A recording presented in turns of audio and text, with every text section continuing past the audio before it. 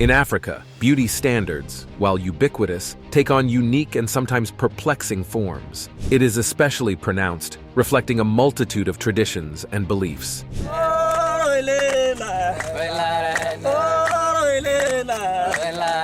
From the iconic Lipplates to the controversial practice of drinking cow's blood and milk to bloat bellies, each beauty norm unveils a captivating story of cultural significance. Join us as we explore 20 mind-blowing beauty standards across Africa.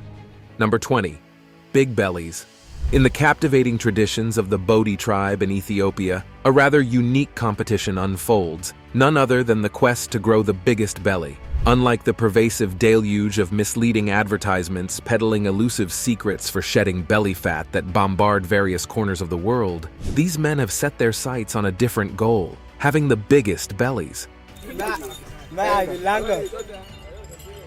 Nestled in Ethiopia's Omo Valley, an annual spectacle transpires: the search for the village's most robust man. Surprisingly, in this community, the individual deemed the most attractive is the one crowned the champion of this peculiar contest. The stakes rise as women eagerly vie for the winner's hand in marriage. The journey to claim this esteemed title demands significant effort from the men. Their primary task is to amass as much weight as possible.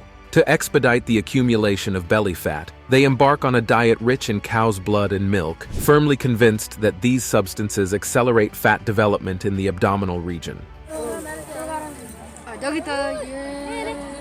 The meticulous preparations extend to 6 months before the competition, during which the men retreat to separate huts, abstaining from any form of relations. It's a fascinating glimpse into a cultural practice that not only defies conventional beauty standards, but also showcases the lengths to which communities go to celebrate diverse ideals of attractiveness. Number 19. Head shaping. In the Democratic Republic of the Congo, particularly among the Mangbetu population, having an elongated head is not a sign of illness, as one might assume. Rather, it's a cultural practice passed down as a birthright. Babies undergo head binding with fabric to shape their heads precisely. As adults, the Mangbetu wrap their hair around woven basket frames to create the illusion of elongated heads. These skull abnormalities are not frowned upon. Instead, they signify power, prestige, beauty, and social status within the Mangbetu community. Historically, the belief persisted that a more deformed head indicated greater intelligence. The practice, called lipombo, starts around a month after birth and continues for several years until the desired head shape is achieved. While European colonists forbade it in the 1950s, some Mangbetu individuals still follow this tradition. Despite initial concerns about the potential harm of head deformation, some experts argue that, surprisingly, it often does not adversely affect the brain, given its remarkable adaptability to different skull shapes. The brain, as it turns out, is an elastic organ. Number 18. Nontombi. The Muila, also known as Mumuhuila, form a semi-nomadic ethnic group in southern Angola, with intricate and distinctive hairstyles being a key cultural feature. These hairstyles, resembling dreadlocks, go beyond fashion. They carry specific meanings. The term non-tombi refers to the plaits, and the number of non-tombis on a woman's head signifies various events. Typically, women have 4 or 6 non-tombis, but 3 indicate a family death. To create these hairstyles, Mmuila women use ochre or oncula, a crimson paste made from crushed red stone, and incorporate cow dung, crushed tree bark, herbs, and oils. Accessories like dried food, beads, and cowries, real or fake, embellish their hair. Mmuila women are recognized for their elaborate jewelry, particularly heavy collars made from beads and dirt. The necklaces, such as the bulky crimson ones worn by young females or the vikeka set for later stages, symbolize different life phases. After marriage, women wear vilanda, a set of layered necklaces. Mmuila women must sleep wearing their necklaces post-marriage, and headrests protect their intricate hairstyles. Number 17. Koo Body Painting. In South Ethiopia along the Omo River, the Karo tribe, consisting of 1,000 to 3,000 people, is one of the few remaining groups practicing a body painting tradition dating back over 500 years. With only a handful of tribes still engaging in this ancient custom, the Karo people stand out. The significance of their painted designs lies in their dual role. They serve both practical and aesthetic purposes. This tribe, known for their exceptional body and face painting skills, utilizes materials such as ochre, white chalk, and yellow mineral rock combined with water, ash, and animal fat to create their unique paint. Employing different patterns daily, ranging from simple dots and lines to intricate handprints and animal motifs, both male and female members embrace these decorations. Interestingly, the men, opting for vibrant colors, believe it enhances their attractiveness and bravery in combat. Beyond the paint, elaborate hairstyles carry special meanings, such as the colors of caps indicating magical or mythical significance. For example, a man sporting an ostrich feather in a gray and red clay bun symbolizes bravery in battle and the defeat of a formidable foe. This highlights that beauty standards extend beyond gender, with external appearances often concealing deeper cultural meanings. Number 16. Neck rings.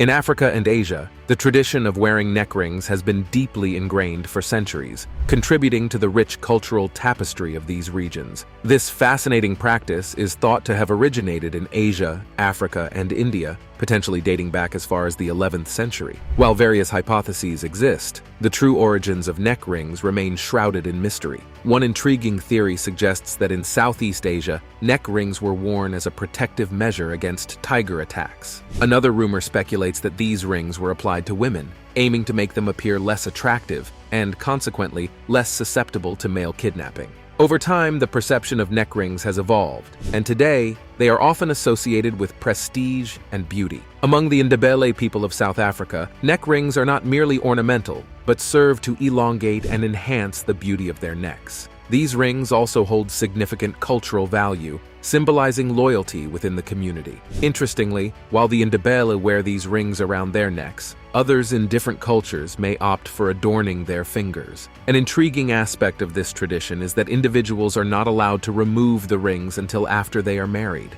adding an extra layer of cultural significance to this captivating practice. Number 15. Stretched and pierced earlobes. Body modification holds a rich and enduring tradition within the Masai tribe of southern Kenya, stretching back to the early stages of human evolution. Throughout history, individuals have utilized their bodies as a canvas for self-expression. Among the various body parts subject to ornamentation and alteration, the earlobe has seen extensive attention. This can be attributed to the earlobe's piercing, friendly nature and its ability to support a variety of jewelry. Practicality has played a role, considering the ease and speed with which this part of the body heals. Ear piercing is a widespread practice in Kenya, with nearly every town having a historical connection to this cultural tradition. The reasons behind the piercing, the type and size of the hole created, and even the gender of the recipient have all varied. Historically, piercing served as a ritual, symbolizing significant life transitions, from childhood to adolescence or from youth to adulthood. The Masai people in southern Kenya, both in the past and present, have engaged in ear stretching, a gradual process resulting in longer and wider holes capable of holding jewelry or symbolizing bravery among warriors. The chosen ornaments often reflected this courage. While ear stretching remains prevalent in African tribes, including the Masai, it has experienced a decline in popularity. Kenya has taken steps to educate the Masai people about the potential dangers of ear stretching and higher cartilage piercings. Some Kenyan leaders argue that tribalism poses a threat to their nation. Number 14. Lipplates. Lipplates, those distinctive big circular discs made of clay or wood that fit into a perforated hole in the top or lower lip, are undoubtedly an uncommon sight in most parts of the world. Also known as mouthplates or lip plugs, this cultural phenomenon has roots in both South America and Africa. The intriguing aspect lies in the diverse ways these plates are worn, with the choice now extending to girls, thanks to evolving contemporary culture. In certain African nations, a unique practice involves withdrawing one or both of the lower front teeth to make room for a lower lip plate. In Chad, both upper and lower lip plates are commonly embraced by the Lobi and Sera populations. Ethiopia adds its own twist to the tradition, where young ladies can have their lips pierced up to a year before marriage, typically between the ages of 15 and 18. The process involves a ceremonial cut around the lower lip by the mother or a kinswoman, followed by the insertion of a wooden peg. As the wound heals, the peg is gradually replaced with a larger one until the woman can craft her own 3 to 7-inch ornamental discs. However, the declining popularity of this practice is evident due to the associated risks of infection and the potential impact on oral function, causing gum and dental problems. The Ethiopian government has even considered outlawing Lipplates, although it remains to be seen if this proposal will materialize. Despite these challenges, many still view Lipplates as a source of pride and beauty. Number 13. Lablu. Certain beauty standards can have troubling and harmful consequences. While we are familiar with the health risks associated with obesity, the dynamics of beauty standards vary across cultures, leading to practices with negative implications. In several African nations such as Mauritania, Sudan, Tunisia, Nigeria, Kenya, Niger, and Uganda, a higher body mass index is often seen as a symbol of affluence. In Mauritania, a practice known as Lablu is employed by some families to create an impression of prosperity, especially for marriage prospects. Girls between the ages of 5 and 19 are subjected to force feeding, particularly in rural areas with Tuareg traditions. The Tuareg, a Berber ethnic group primarily found in the Sahara, have practiced Lablu since the 11th century, and its resurgence in certain places is notable. In Mauritania, girls as young as 7 are sent to camps to attain the desired body shape, and they are force-fed up to 16,000 calories daily. This extreme practice reflects a cultural ideal akin to the American obsession with unattainable thinness, forming a fat cult rooted in the historical belief that a wealthy man's wife should showcase his prosperity through her obesity. The practice of force-feeding was declining, but a 2008 military coup reversed progress and fueled a resurgence in Lablu, turning it into a common practice. The reemergence of size as a valued beauty trait has led to the proliferation of force-feeding farms, where girls who resist are subjected to physical and mental abuse, illness-inducing overfeeding, and coerced into child marriages. This constitutes a severe human rights issue, demonstrating the inhumane nature of what is often misconstrued as a beauty standard. Number 12. The Gele. Nigeria boasts a rich tapestry of customs, and among its treasures, the Gele stands out as a symbol of exquisite beauty. This intricately wrapped, heavy headscarf is a traditional adornment worn by women during significant occasions. Its cultural significance extends beyond aesthetics, serving as a marker of a woman's marital status. A fascinating detail lies in the Gele's positioning. Worn to the left, it signifies singlehood, while on the right, it announces marriage. Geles are not only a cultural emblem, they also carry social weight as status symbols. The size of the gele correlates with its cost, with larger ones denoting greater wealth. In recent years, the gele has transformed into a fashionable accessory, integrated into modern ensembles. Typically, women pair their gele with a traditional Yoruba blouse, known as a buba, a wrap called an iro, and an iboran, a draped garment featuring the same gele fabric. The gele, once confined to specific ceremonies, has found a place in diverse settings, gracing religious ceremonies, weddings, festivals, and even funerals with its timeless elegance. Number 11. Wabi Beauty Routine. In the diverse world of cosmetics, where expressions of beauty know no gender boundaries, it's intriguing to observe that makeup is predominantly marketed toward women. Yet, breaking away from this norm is the Wabi African tribe, whose unique practices challenge conventional expectations. Hailing from Nigeria, Chad, Niger, and Cameroon, the Wabi men engage in the art of cosmetics not for personal vanity, but as a strategic approach to courtship. In this nomadic community, looking one's best is not just a matter of personal pride, but a means to increase one's chances of romantic success. Known as the most conceited tribe in the world, the Wabi men carry mirrors with them, ensuring they appear presentable before engaging in everyday activities like shearing livestock. Their grand showcase unfolds at the Garawal Fertility Festival, colloquially referred to as the wife-stealing celebration.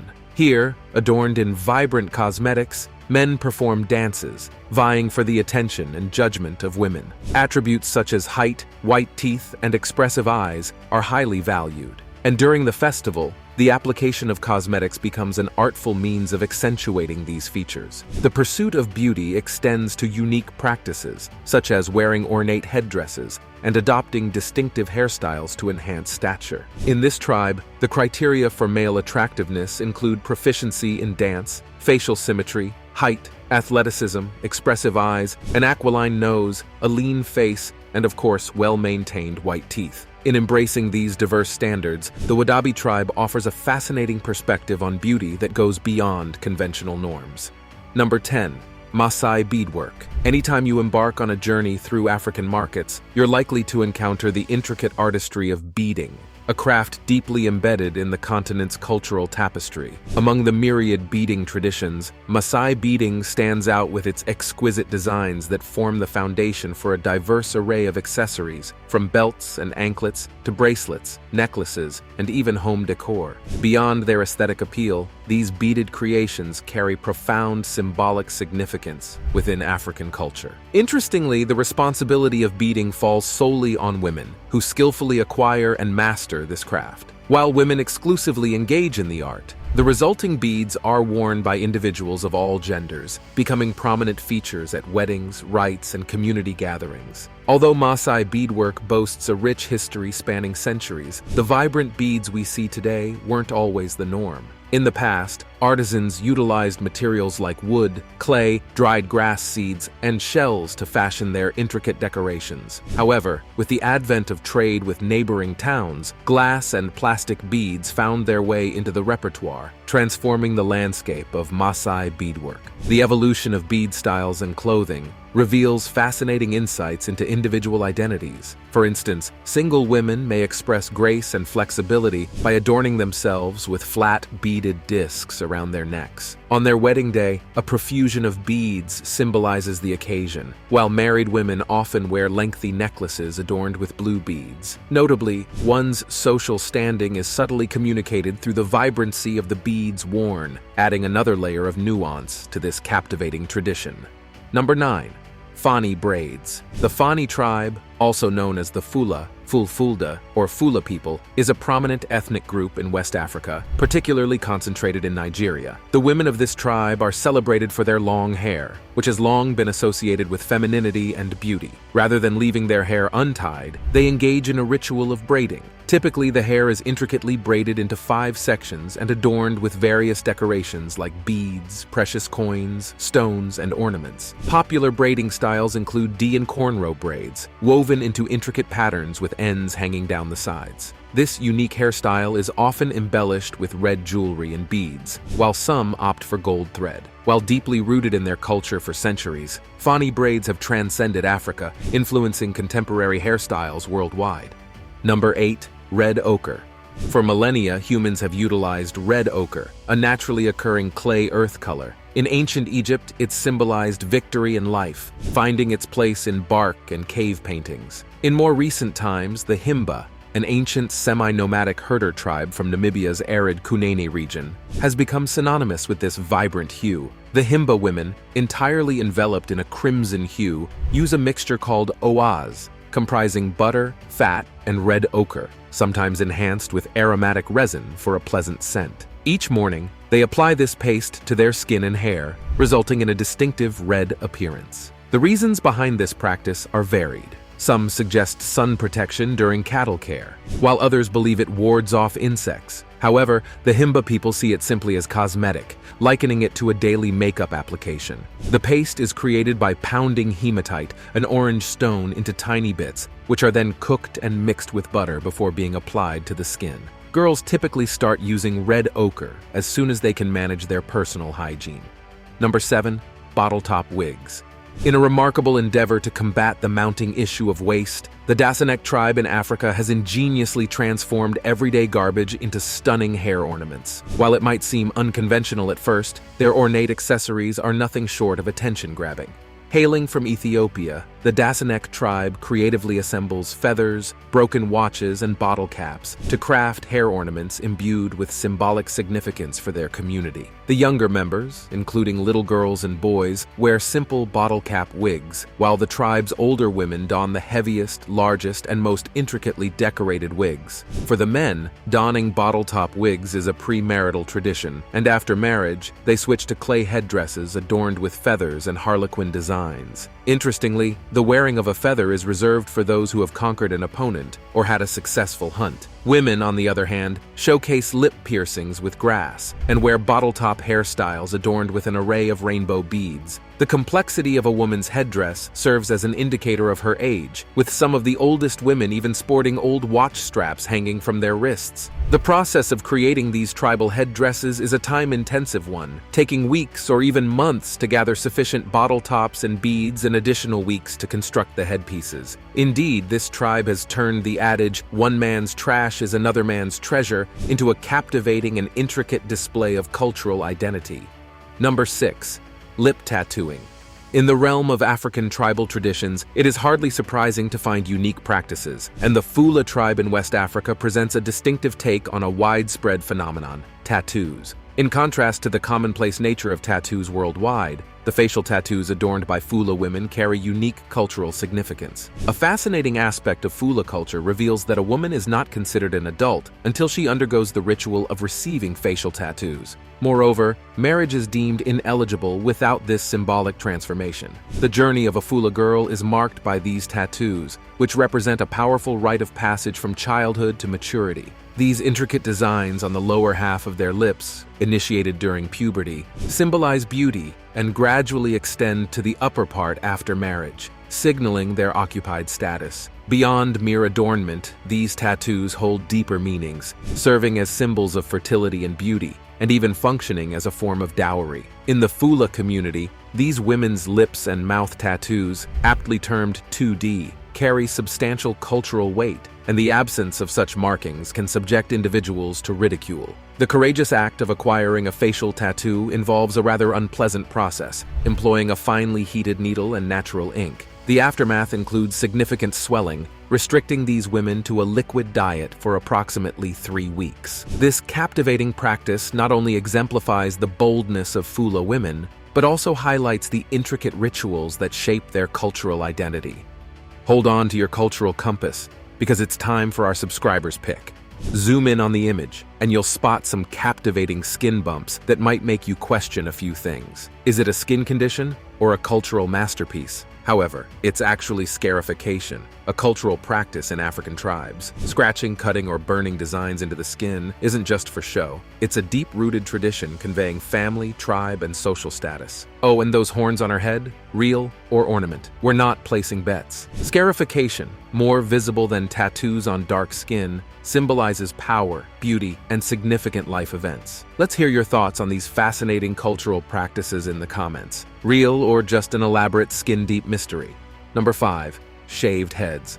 Picture a woman in your mind's eye. Chances are she's adorned with hair, right? Now, while this holds true for many women worldwide, Africa paints a diverse picture where the norms of long or some hair don't universally apply. A fascinating divergence emerges in Africa, notably among many women who embrace the age-old tradition of shaving their heads, a custom with roots tracing back to ancient Egypt. In the scorching heat, men and women alike in ancient Egypt would liberate their heads from hair, with women substituting wigs while meticulously managing their body hair. Unearth an Egyptian woman's grave and you might stumble upon razors, blades, and tweezers, testaments to their grooming practices. Fast forward to the Masai tribe in Kenya, and a parallel tale unfolds. Here, women either sport closely trimmed hairstyles or opt for the boldness of a shaved head. The narrative flips when it comes to the men. They lean towards more elaborate hairstyles, investing hours in meticulous grooming. In this unique tribal dynamic, a man's long hair is symbolic, representing strength, protection, and an irresistible masculine allure. Shifting gears to contemporary African schools, a peculiar expectation emerges for girls. Short hair is the norm. Why? Well, the rationale suggests that long hair might prove distracting, and maintaining a cropped style is perceived as a hygienic choice. Number 4. Teeth sharpening. Teeth sharpening, an intriguing form of body modification, finds its cultural roots in various African tribes, particularly gaining popularity in Central, Eastern, and Southern Africa during the 18th century. This unique tradition endures today, with concentrated practices observed in northern Mozambique, southeast Tanzania, and the Democratic Republic of the Congo. Used as a rite of passage, tooth sharpening symbolizes the transition from adolescence to adulthood, embodying the resilience of youth, preparing for the challenges of grown-up life. In regions like Sudan, this ritual takes on a spiritual significance, serving as a defense mechanism. Seeking spiritual strength or aspiring to become a spiritual leader motivates individuals to undergo this distinctive body modification. Beyond personal choices, tooth sharpening becomes a sign of tribal membership, deeply ingrained in cultural norms. In Sudan, it not only offers spiritual protection, but also connects with historical practices, where men historically sharpened their teeth to resemble animals like crocodiles. Moreover, women in specific tribes embrace tooth sharpening as a distinct expression of beauty, adding a diverse dimension to the multifaceted meanings and roles this unique form of body modification plays within different African communities. Number 3. Skin bleaching.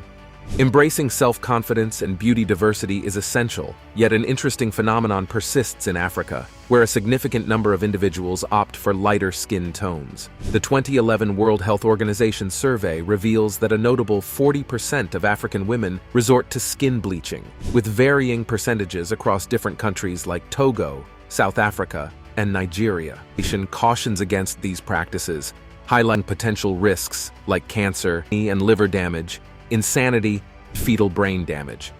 Intriguing, some African skincare businesses market products to expectant mothers, suggesting they could enhance the unborn child's complexion. The reasons behind the trend are multifaceted. Some perceive being white as a universal measure of development, while others seek social prestige privileges more easily enjoyed by white individuals. Shingi Matero, a Rhodes University lecturer specializing in the politics of skin bleaching, notes that pale skin is considered a durable trait for men, leading some women to conform to these expectations for improved marriage prospects. The diverse perspectives on beauty under influence of individual traditions and cultures, attractiveness can vary widely. Number 2. Berber tattoos.